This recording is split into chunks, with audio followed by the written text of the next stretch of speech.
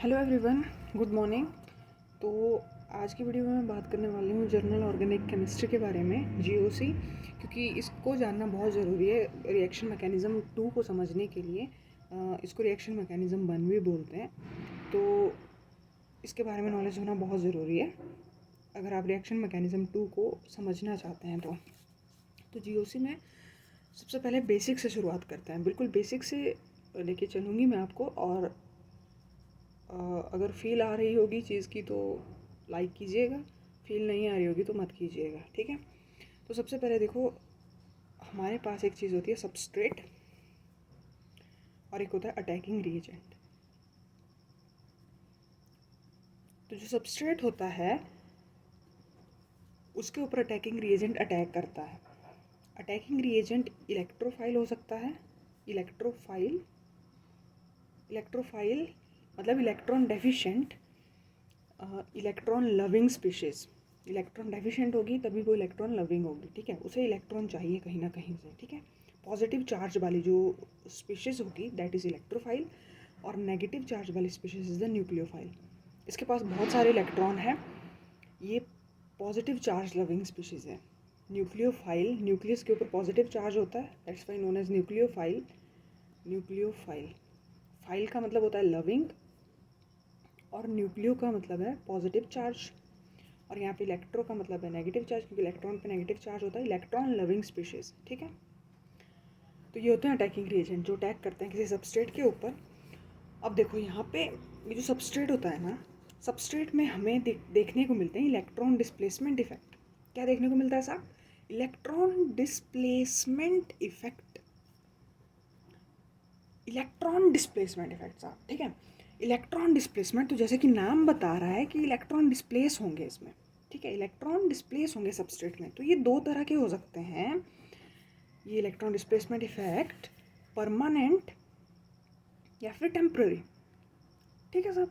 Permanent का example है हमारे पास इंडक्टिव इफेक्ट, मेसोमेरिक इफेक्ट और हाइपर कॉन्जुगेशन, ठीक है।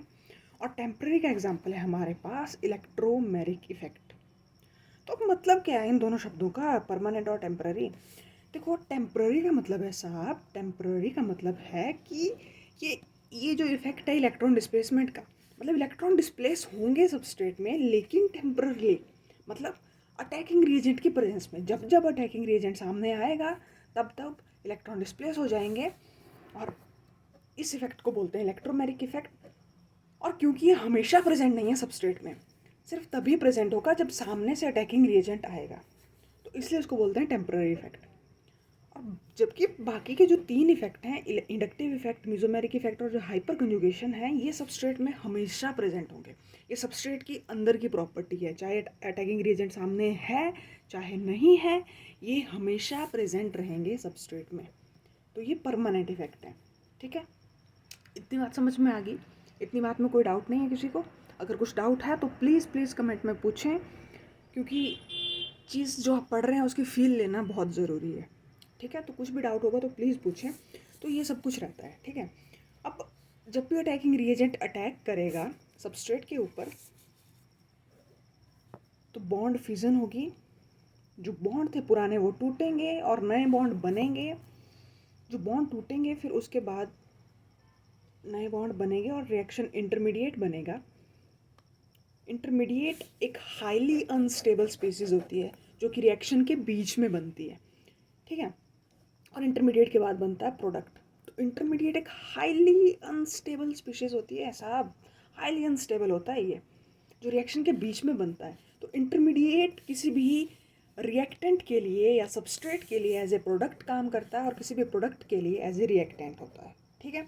इंटरमीडिएट किसी भी रिएक्टेंट के लिए या किसी भी सबस्ट्रेट के लिए प्रोडक्ट होता है, और किसी भी प्रोडक्ट के लिए रिएक्टेंट होता है, हाईली अनस्टेबल होता है, ठीक है। इंटरमीडिएट हमारे पास कई तरह के होते हैं, जैसे कि carbocation, carbon free radical, carb anion. इतने 3 तो सभी को पता होते हैं। इसके अलावा 2 और हैं, एक है कार्बीन और एक है नाइट्रेन। तो इंटरमीडिएट हाईली अनस्टेबल है, ठीक है। और ये सारे इंटरमीडिएट हैं हमारे पास किसी भी रिएक्शन में, बस यही इंटरमीडिएट देखने को मिलेंगे। आगे आप जितनी भी ऑर्गेनिक की रिएक्शन करोगे ना, बस ये 5 इंटरमीडिएट बनेंगे, उनमें 5 ही इंटरमीडिएट हैं, क्योंकि हमारे पास में और कोई इंटरमीडिएट है ही नहीं। तो अगर कोई बनने वाला इंटरमीडिएट स्टेबल बन रहा होगा तो रिएक्शन उतना ज़्यादा फॉरवर्ड डायरेक्शन में जाएगी, प्रोडक्ट का बनना उतना आसान होगा, उतना कम एनर्जी लगेगी किसी भी रिएक्टेंट को प्रोडक्ट में कन्वर्ट करने के लिए। समझ रहे हैं? एक बात तो मैंने बोली कि इंटरमीडिएट हाईली अनस्टेबल है, और फिर मैं बोल रही हूँ कि जितना ज़्यादा इंटरमीडिएट स्टेबल होगा उतनी ज़्यादा रिएक्शन फॉरवर्ड जाएगी। तो अब ये क्या बात हुई, एक बार तो मैं बोल रही हूँ कि अनस्टेबल है, फिर बोल रही हूँ कि स्टेबल होगा। तो ये जो स्टेबिलिटी अनस्टेबिलिटी है, ये इंटरमीडिएट की रिलेटिव टर्म्स हैं, मतलब इंटरमीडिएट के एक दूसरे के टर्म्स में देखी जाती हैं। जैसे कि ये 5 इंटरमीडिएट हैं, इनमें से सबसे ज़्यादा स्टेबल होता है नाइट्रीन, क्योंकि इसमें रेजोनेंस चलती है, बाकियों में रेजोनेंस नहीं चलती, बाकियों में कुछ नहीं चलता, तो ये अनस्टेबल है बहुत ज़्यादा। तो इनमें से नाइट्रीन सबसे ज़्यादा स्टेबल है। और दूसरी बात है कि रिएक्शन का जो इंटरमीडिएट होता है वो स्टेबल कैसे होएगा? वो स्टेबल होएगा जब उसके साथ डिफरेंट तरह के जो ग्रुप्स लगे होंगे। जैसे अगर मान लो किसी रिएक्शन में कार्बोकैटायन जनरेट हो रहा है, और उस रिएक्शन में कार्बोकैटायन जनरेट हो रहा है जो कि एक इंटरमीडिएट है, राइट। ये इंटरमीडिएट किसी रिएक्शन में बन रहा है, और उसके साथ में बहुत सारे ऐसे ग्रुप लगे हुए हैं जो कि इलेक्ट्रॉन खींचने वाले हैं, जो कि इलेक्ट्रॉन इसे खींच रहे हैं, ठीक है। मान लो ऑक्सीजन लगा है, तो ऑक्सीजन इलेक्ट्रॉन खींचने वाला ग्रुप है। तो कार्बोकैटायन का मतलब क्या है कि इसमें पॉजिटिव चार्ज है, ऑलरेडी इलेक्ट्रॉन की कमी है। बताओ यार, पॉजिटिव चार्ज है तो इलेक्ट्रॉन की कमी है कि इलेक्ट्रॉन भर भर के पड़े हैं इसके पास? हाँ जी बोलिए, इलेक्ट्रॉन की कमी है कि इलेक्ट्रॉन भर भर के पड़े हैं इसके पास? इलेक्ट्रॉन की कमी है, तभी तो पॉजिटिव चार्ज आया है। ऑक्टेट रूल के अनुसार 8 इलेक्ट्रॉन होने चाहिए, और पॉजिटिव चार्ज है तो मतलब 2 इलेक्ट्रॉन गायब हैं इससे, तो इसमें तो 6 ही इलेक्ट्रॉन है, ठीक है। तो ऑक्सीजन यहाँ पे लग गया, जो कि हाई इलेक्ट्रोनेगेटिव कंपाउंड है, हाई इलेक्ट्रोनेगेटिव स्पीशीज़ है, तो ये और ज़्यादा इलेक्ट्रॉन खींचेगा इसे। तो पॉजिटिव चार्ज को स्टेबल कर रहा है कि अनस्टेबल? पॉजिटिव चार्ज कब स्टेबल होगा, पॉजिटिव चार्ज कब खुश होगा? जब इसको इलेक्ट्रॉन मिलेंगे, ठीक है। लेकिन ये ऑक्सीजन तो इससे और ज़्यादा इलेक्ट्रॉन खींच रहा है, तो इसको अनस्टेबल कर रहा है। और वहीं अगर मैं बात करूँ कि कार्बोकैटायन है और इसके साथ कुछ ऐसा ग्रुप लगा हुआ है जो कि इसको इलेक्ट्रॉन डोनेट कर रहा है, जो कि इसको इलेक्ट्रॉन दे रहा है इस बेचारे गरीब कार्बोकैटायन को।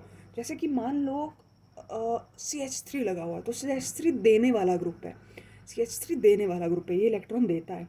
तो अभी कार्बोकैटायन के मज़े हो गए या कार्बोकैटायन दुखी हो गया? अभी तो कार्बोकैटायन के मज़े हो गए ना, क्योंकि इसको इलेक्ट्रॉन देने वाला कंपाउंड साथ में लगा हुआ है, तो ये ज़्यादा स्टेबल होगा। तो ऐसे इंटरमीडिएट्स की स्टेबिलिटी देखते हैं। तो जितना ज़्यादा स्टेबल इंटरमीडिएट बन रहा होगा, रिएक्शन उतनी ज़्यादा फॉरवर्ड डायरेक्शन में जाएगी, मतलब हमारा प्रोडक्ट उतनी आसानी से बन पाएगा, और हमें प्रोडक्ट बनाने के लिए कम से कम एनर्जी लगेगी, ठीक है साहब। एक ये बात हो गई। दूसरी बात एक होती है कि यार, जो भी चीज़ जितनी ज़्यादा हाई एनर्जी पे होती है, जिसकी पोटेंशियल एनर्जी जितनी ज़्यादा होती है, वो उतनी अनस्टेबल होती है, ठीक है। जिसकी पोटेंशियल एनर्जी जितनी ज़्यादा होगी वो उतनी अनस्टेबल चीज़ होगी। ये बात याद रखना, आगे के लिए भी, आगे भी काम आएगी। पोटेंशियल एनर्जी, कभी भी ऐसा बोल दिया कि रिएक्टेंट की हाई पोटेंशियल एनर्जी है, रिएक्टेंट की एनर्जी बहुत ज़्यादा है, रिएक्टेंट की एनर्जी बहुत ज़्यादा है, तो इसका मतलब है वो रिएक्टेंट हाईली अनस्टेबल है। अनस्टेबल है तो क्या वो स्टेट में रहना चाहेगा? क्या नहीं, हर चीज़ स्टेबिलिटी चाहती है। तो क्या वो स्टेट में रहना चाहेगा? नहीं, क्योंकि हर चीज़ स्टेबिलिटी चाहती है, तो वो फटाफट से प्रोडक्ट में कन्वर्ट होना चाहेगा। तो हाई पोटेंशियल एनर्जी अगर है तो इसका मतलब है वो चीज़ उतनी अनस्टेबल है। तो अगर मैं यहाँ पे बात करूँ तो इंटरमीडिएट हाईली अनस्टेबल है ना, तो इंटरमीडिएट की पोटेंशियल एनर्जी हाई होती है, मतलब ठीक है, एनर्जी हाई होती है। जितनी ज़्यादा हाई एनर्जी है वो उतना अनस्टेबल है, वो उस स्टेट में नहीं रहना चाहेगा, वो जल्दी से जल्दी स्टेबल स्टेट में जाना चाहेगा, ठीक है। इतनी बात समझ में आई, इतनी फील आई। तो अब देखो, हमारे पास में परमानेंट इफेक्ट आ गए, inductive effect, mesomeric effect and hyper conjugation. तो सबसे पहले इंडक्टिव इफेक्ट से शुरू करते हैं, हर एक इफेक्ट को पढ़ते हैं, और टेम्पररी में आता है हमारे पास इलेक्ट्रोमेरिक इफेक्ट। हर एक इफेक्ट को हम पढ़ेंगे। सबसे पहले शुरू करते हैं इंडक्टिव इफेक्ट से। इंडक्टिव इफेक्ट, इंडक्टिव इफेक्ट मतलब क्या है साहब? इंडक्टिव इफेक्ट का ये बात तो हमें समझ में आ गई कि ये सबस्ट्रेट की खुद की प्रॉपर्टी है, सबस्ट्रेट के अंदर की प्रॉपर्टी है। चाहे सामने अटैकिंग रिएजेंट है चाहे नहीं, चाहे वो सबस्ट्रेट किसी रिएक्शन में पार्ट ले रहा है या नहीं, चाहे वो ऐसे ही पड़ा हुआ है सबस्ट्रेट, ठीक है, उसके साथ कोई रिएक्शन नहीं हो रही, कोई अटैकिंग रिएजेंट नहीं है सामने, तब भी उसमें ये इफेक्ट ऑपरेट हो रहा होगा क्योंकि सबस्ट्रेट के अंदर की प्रॉपर्टी है। ये डिपेंड नहीं करता कि सामने अटैकिंग रिएजेंट है या नहीं है। और है क्या साहब? इलेक्ट्रॉन डिस्प्लेसमेंट इफेक्ट है। इलेक्ट्रॉन डिस्प्लेसमेंट इफेक्ट है मतलब इलेक्ट्रॉन डिस्प्लेस होंगे, इधर से उधर डिस्प्लेस होंगे, अपनी जगह चेंज करेंगे, है ना। क्या सिर्फ यही है कि इलेक्ट्रॉन डिस्प्लेसमेंट इफेक्ट? क्या सिर्फ यही इलेक्ट्रॉन डिस्प्लेसमेंट इफेक्ट है हमारे पास? नहीं, और भी हैं, जैसे कि mesomeric effect, hyper conjugation, electromeric effect. तो डिफरेंस क्या है साहब सभी में? कि डिफरेंस ये कि 3 जने परमानेंट इफेक्ट हैं और ये इलेक्ट्रोमेरिक इफेक्ट टेम्पररी है। टेम्पररी का मतलब क्या है? टेम्पररी का मतलब है कि हमेशा सबस्ट्रेट में नहीं होगा, ये सबस्ट्रेट की अंदर की प्रॉपर्टी नहीं है, ये अटैकिंग रिएजेंट जब आएगा तो वो जनरेट करेगा सबस्ट्रेट के अंदर। अटैकिंग रिएजेंट की प्रेजेंस में सबस्ट्रेट में ये इफेक्ट प्रोड्यूस होगा। अटैकिंग रिएजेंट की प्रेजेंस में सबस्ट्रेट में इलेक्ट्रॉन डिस्प्लेस होंगे तो ऐसा इफेक्ट टेम्पररी इफेक्ट होगा। और ऐसे इफेक्ट का एग्जांपल है इलेक्ट्रोमेरिक इफेक्ट, जो हम आगे डिटेल में पढ़ेंगे। तो अभी शुरू करते हैं इंडक्टिव इफेक्ट से। तो इंडक्टिव इफेक्ट, जैसे मान लो मेरे पास में ये कोई कंपाउंड है CH3CH2F, इसके साथ फ्लोरीन लगी है साहब।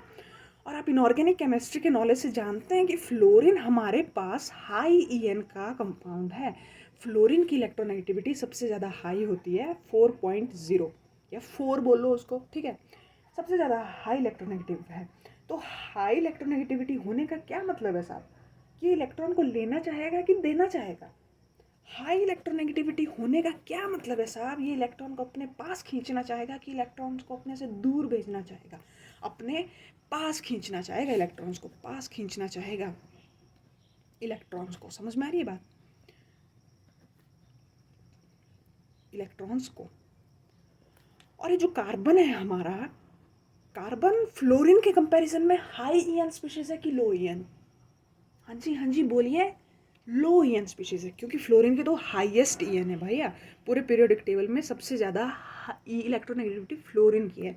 तो कार्बन इसके कंपैरिजन में लो EN वाला कंपाउंड हो गया, सॉरी लो EN वाला एटम हो गया, ठीक है।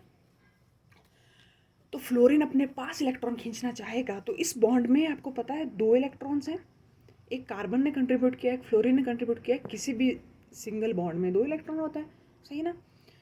तो अब ये फ्लोरीन इस इलेक्ट्रॉन डेंसिटी को अपनी ओर खींचना चाहेगा, तो ये चाहेगा कि इलेक्ट्रॉन्स मेरे पास रहें, क्योंकि इसकी प्रॉपर्टी है भाई, हाई EN है, ये बना ही इस चीज़ के लिए कि इलेक्ट्रॉन को अपनी ओर खींचे, इलेक्ट्रॉन्स को अपनी ओर खींचे। तो इस प्रोसेस में, इस खींचातानी में इसके ऊपर आ जाएगा पार्शियल डेल्टा नेगेटिव चार्ज, क्योंकि ये इलेक्ट्रॉन्स को अपनी ओर खींच रहा है, ठीक है। तो इलेक्ट्रॉन्स नेगेटिव चार्ज होते हैं, तो इसकी वजह से इसके ऊपर जनरेट हो जाएगा पार्शियल डेल्टा नेगेटिव चार्ज। और क्योंकि कार्बन से इलेक्ट्रॉन दूर जा रहे हैं तो कार्बन पे जनरेट हो जाएगा पार्शियल डेल्टा पॉजिटिव चार्ज, ठीक है। तो ये चार्ज क्यों जनरेट हुए साहब? यहाँ पे क्यों जनरेट हुए ये चार्ज? इनके जनरेट होने का रीज़न क्या है? डेल्टा EN रीज़न है। डेल्टा का मतलब है डिफरेंस, EN में डिफरेंस है दो कंपाउंड्स के जो बॉन्ड बना रहे हैं, उन कंपाउंड्स की EN में डिफरेंस है। इस वजह से एक जो है वो इलेक्ट्रॉन अपनी ओर खींच रहा है और दूसरे को मजबूरन देना पड़ रहे हैं। इस वजह से यहाँ पे partial delta negative and partial delta positive charge generate हो रहे हैं।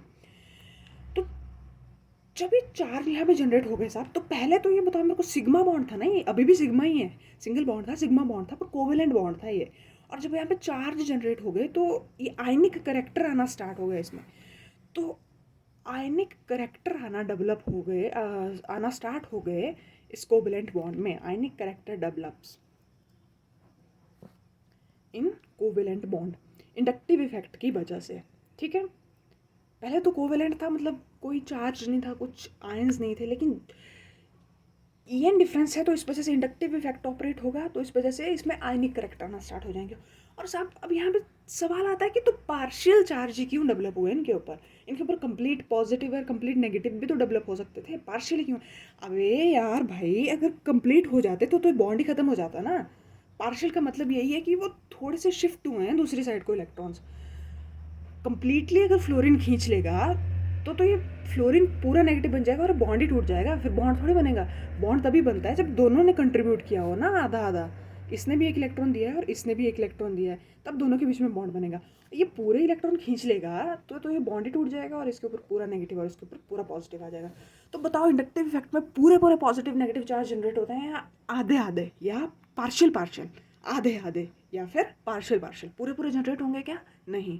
पूरे पूरे कब जनरेट होंगे? जब बॉन्ड ही टूट जाएगा, जब पूरे के पूरे इलेक्ट्रॉन अपनी ओर खींच लेगा। तो इंडक्टिव इफेक्ट में ऐसा हो रहा है क्या? नहीं। इंडक्टिव इफेक्ट में पार्शियल जनरेट हो रहे हैं। समझ में आ रही बात? और क्यों जनरेट हो रहे हैं साहब? क्योंकि दो आइटम्स के बीच में ईएन का डिफरेंस है। ईएन बोले तो इलेक्ट्रोनेगेटिविटी। इलेक्ट्रोनेगेटिविटी का मतलब है इलेक्ट्रॉन को अपने ओर खींचने की क्षमता यार। जो जितना ज़्यादा ईएन का एटम होगा उसकी इलेक्ट्रॉन के लिए उतनी ही ज़्यादा एफिनिटी होगी।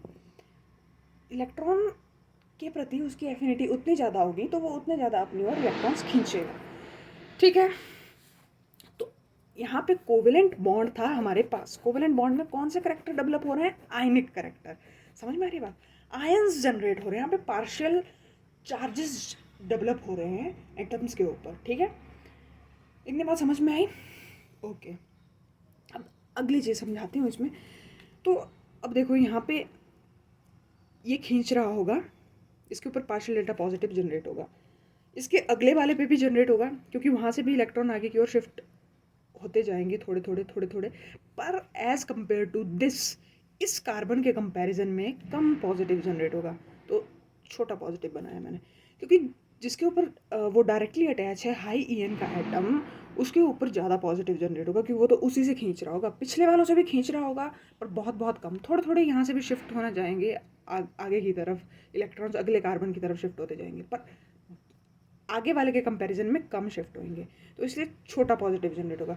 पीछे वाले पे और छोटा पॉजिटिव जनरेट होगा, इसके पीछे कोई और होता तो उस पर और छोटा पॉजिटिव जनरेट होता। समझ में आ रही बात? तो इसका मतलब क्या है कि जैसे जैसे डिस्टेंस इंक्रीज हो रहा है, इंडक्टिव इफेक्ट डिक्रीज होता जा रहा है, उतने ज़्यादा चार्ज जो जनरेट हो रहे हैं उनका मैग्नीट्यूड कम होता जा रहा है। जैसे जैसे डिस्टेंस इंक्रीज होता जाएगा, यहाँ से ये पास में है तो सबसे ज़्यादा यहाँ पे जनरेटेड है पॉजिटिव चार्ज, दूर जाएगा थोड़ा कम, और दूर चला गया थोड़ा और कम। तो इसका मतलब है inductive effect is a distance dependent effect. कैसा इफेक्ट है साहब? कैसा इफेक्ट है साहब? जोर से बोलो यार। Distance dependent effect. Dependent effect, जैसे जैसे डिस्टेंस बढ़ता जाएगा, distance increase, inductive effect decrease. समझ में आ रही बात? और 3 कार्बन के बाद ये बिल्कुल ही स्मॉल हो जाता है, मतलब बहुत ही कम, इसको 0 के इक्विवेलेंट मान सकते हैं 3 कार्बन के बाद।